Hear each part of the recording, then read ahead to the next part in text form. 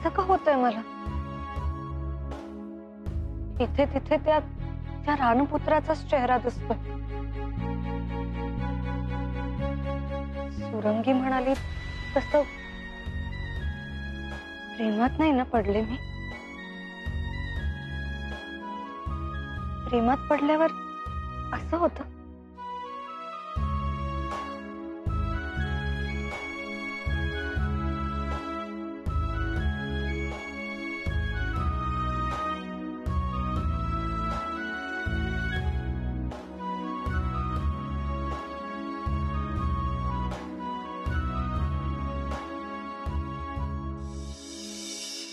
झालं का ध्यान सुरू रानपुत्राचं?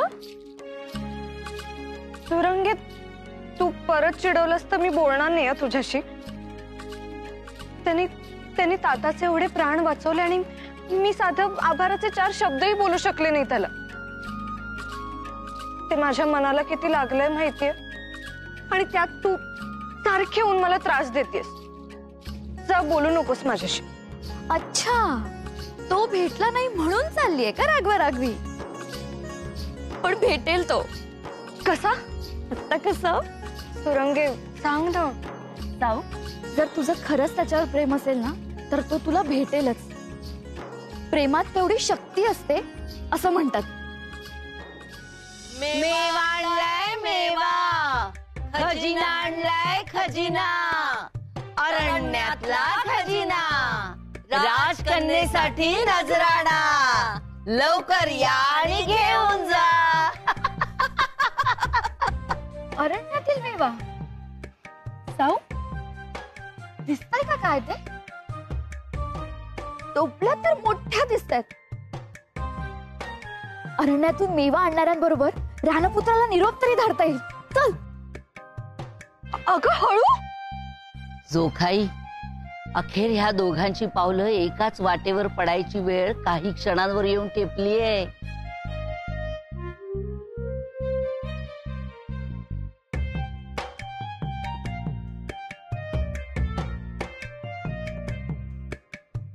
काय नजराणा आणलाय राजकन्येसाठी?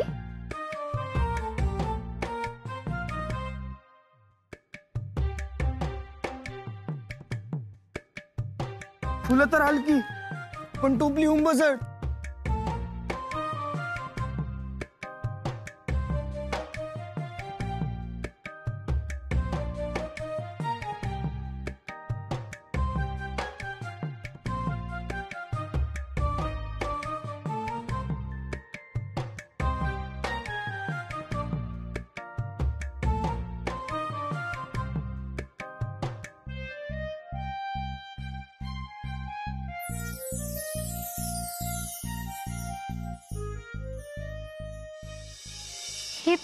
ही तर अद्भुत सुगंधी रानातली फुलं आहेत.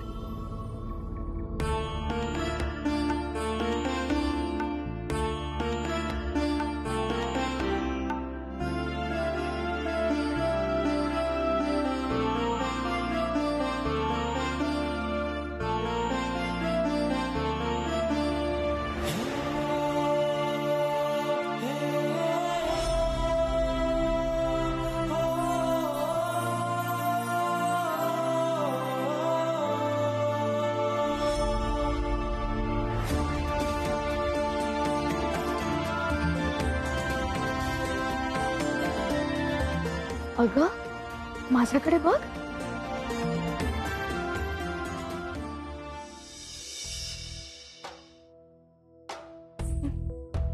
आजी कुठे गेल्या?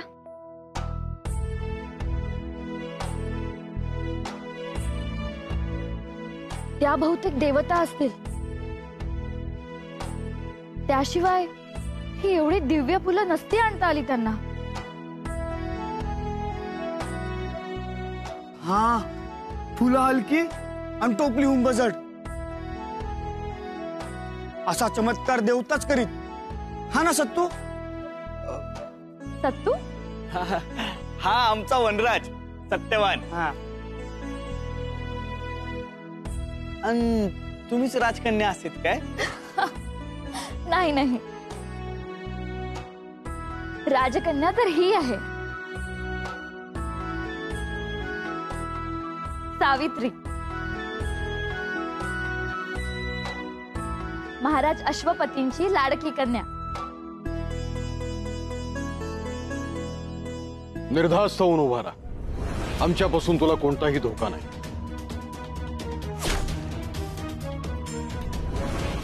राजकन्या, पण ही तर चोर. प्रणाम सत्यवान. तुझ्यामुळेच माझे ताताचे प्राण वाचले. रानातली औषधी मुळी आणण्यासाठी मीच आले होते चोराच्या वेशात. ते तुला नंतर सांगते सगळं, पण प्रथम तुझे आभार. म्हणजे माझे प्राण घेऊन पाहणाऱ्या त्या राजालाच जीवनदान देत मी? ना, जो पाठीत बाण मारीत त्या कपटी राजाचे ना जीवन ठेवीत मी. सत्यवान, चल ना, मी ताताशी तुझा परिचय करून देते. आपले प्राण वाचवणाऱ्याला भेटल्यावर त्यांना फार आनंद होईल.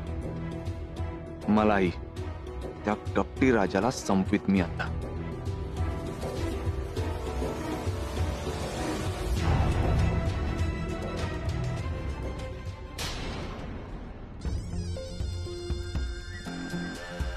ह्या वयात बरं होऊन करायचंय काय?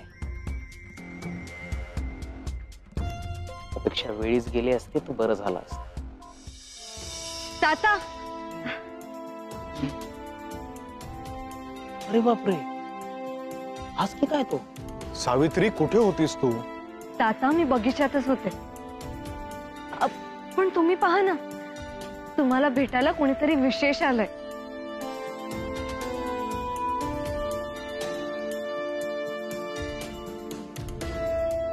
सावित्री, कोण बरं हा तेजस्वी युवक? त्याच्या नेत्रातल्या सात्विकतेनं आमचं मन प्रसन्न झालंय.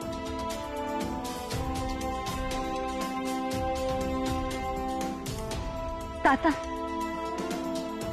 हा सत्यवान, दानपुत्र.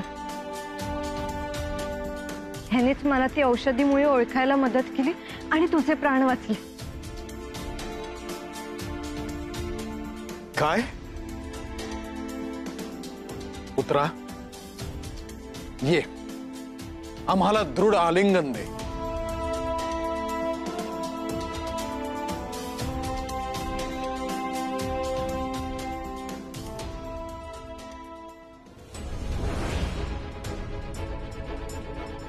काय झालं? मी माझे पाठी पान मारिला.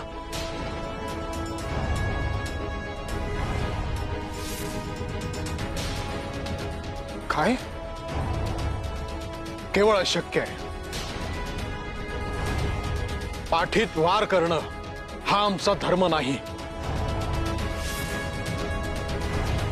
उलट रानात आमच्यावर कपटानं हल्ला झाला आणि त्याच्यामुळे आमची ही अशी अवस्था झाली. ना, रानातील लोक कपट ना करीत. एका साध्या फुलासाठी बाण मारिता, ही चूक, अगदी चूक. त्या हल्ल्याच्या वेळेला दगडाच्या मागे लपलेला लहानसा तू तर नव्हेस? हो, पाठीत पाण्याचा व्रण घेऊन फिरीत मी. परंतु तो बाण आमच्या माणसांनी नव्हता सोडला. आम्ही तर सैन्याविना रानात आलो होतो आणि तुझ्या पाठोपाठ आमच्यावरही हल्ला झाला आणि त्यानंतर आम्ही बेशुद्ध झालो. तो हल्ला रानातील लोकांचा ना. म्हणजे हे कारस्थान कोणा तिसऱ्याच होतं तर त्याचा शोध घ्यायलाच हवा.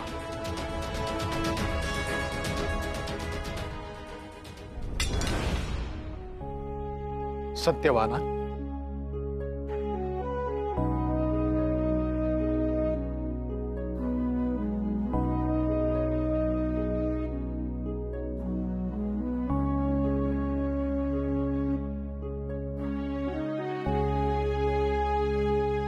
सत्यवाना, रानातल्या ह्या औषधानं कमालच केली. आमच्या पायातलं चैतन्य परत आलं. उन्ना उन्ना पाहता सरी सरी चालीत तुम्ही.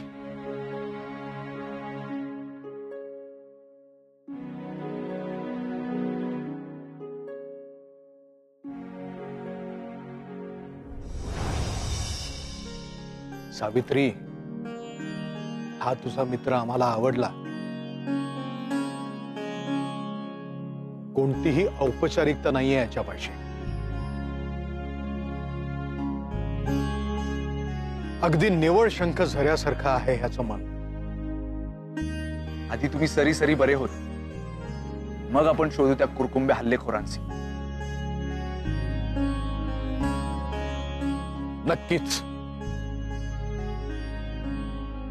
सावित्री, सत्यवान आपला विशेष अतिथी आहे. त्याचा नीट पाहुणचार कर, त्याशिवाय त्याला सोडू नको. हा होत आता.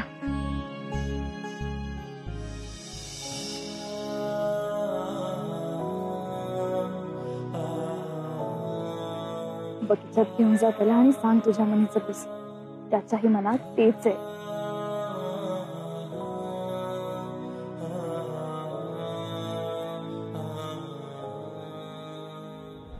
आला आला आपला कर्तन काळाला दक्षसेने. आपली या राज्यातली वेळ परत आली. आपण आपल्या गरीब राज्यात परत जाऊ. चल. आधी आरडा ओरडा बंद कर. नीट सांग मला काय झालंय. अगं सावित्रीच्या मुलाच्या प्रेमात पडलीये. तो मुलगा आलाय रानातला. रानातला मुलगा.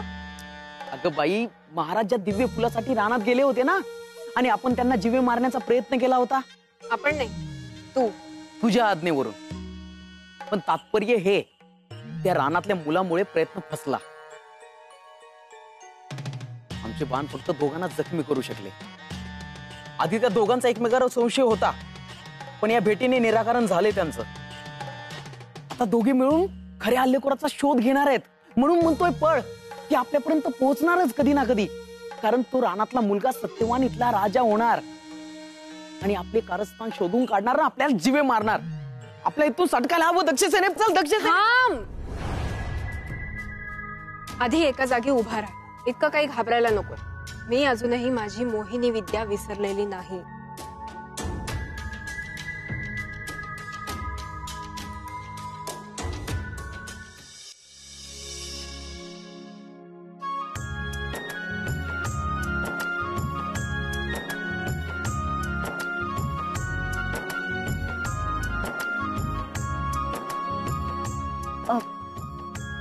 आमच्या बगीच्यात खूप दुर्मिळ आणि सुगंधी फुलझाडं लावली आहेत आमच्या माळी काकाने. काय झालं? यात हसण्यासारखं काय होतं? आमचे राणी असे कितीतरी झाडं असतील. म्हणजे असा बगीचा ना तिथे, पण झाडा पानातच आमची खोपी असेल. त्यांच्या अंगा खांद्यावेळीच बागडत लहानाचे मोठे होत आम्ही. खरंच रे, लक्षातच नाही आलं माझ्या. मला ना फार उत्सुकता आहे की तुम्ही काय करता रानात दिवसभर. काय करीत म्हणजे? काम करीतो. सूर्या आधी उठून रानाकडे निघत आम्ही. पण तुम्ही तर रानातच राहता ना, मग कुठल्या रानात जाता? ना ना ना ना, तसं ना. ते पाण्यापाशी राहत आम्ही, लिंगोबाच्या तळ्याजवळी.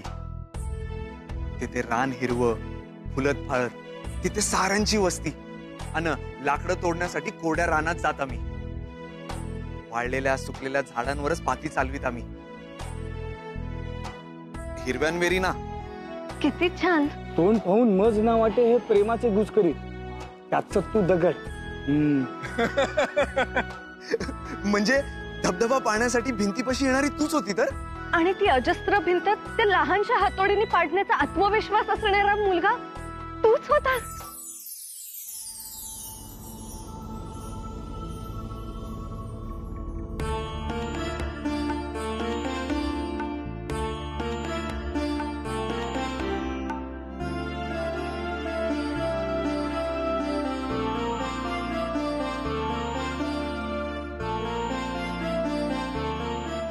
आणि कुंडात बुडताना वाचवणारा.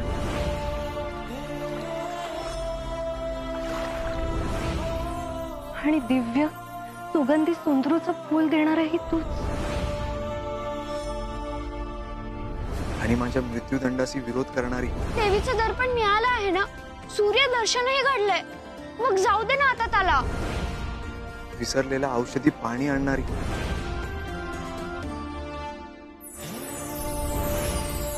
आणि रानात चोर बनून येणारी तूच. तेव्हा मनीची ओळख पडली. सावित्री,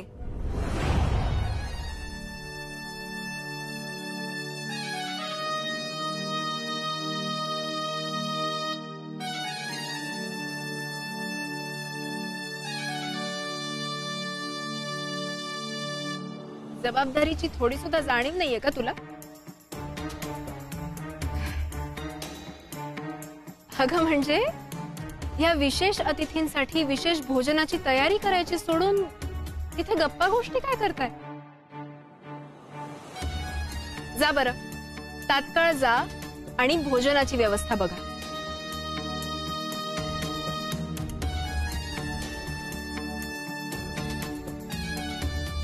मी जाते महाराणी. अतिथींना एकटं सोडणं योग्य नाही. सावित्री थांबेल त्यांच्या बरोबर. मी पाहते भोजनाची व्यवस्था. नाही, अतिथींकडे लक्ष द्यायला आम्ही आहोत. तू आणि सावित्री जा आणि भोजन व्यवस्था पहा. आज्ञा आहे आमची. ठीक आहे महाराणी, तुम्ही इथेच थांबा, मी आलेच.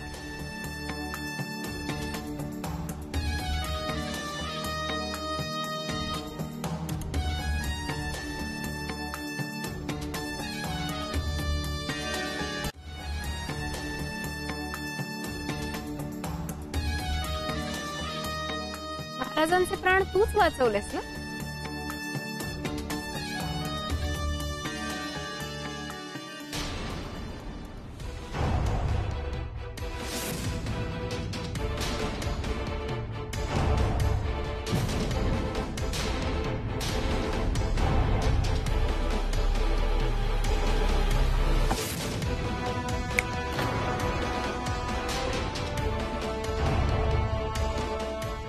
आता तुझ्या समोर मी नाही, सावित्री उभी आहे आणि ती जे सांगेल ते तू करशील.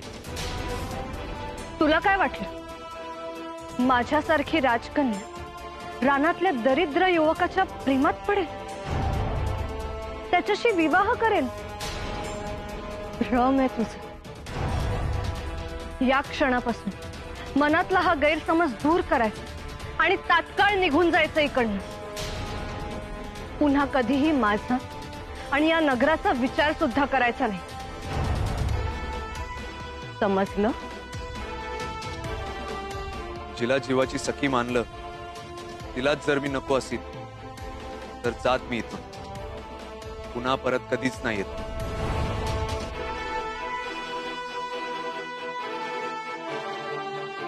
काय होती अशी? कुठे जात?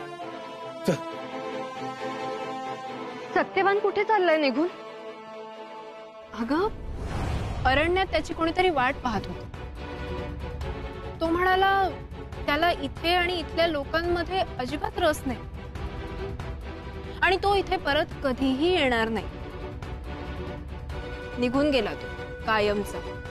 नाही, असं होणार नाही. सत्यवान, सत्यवान!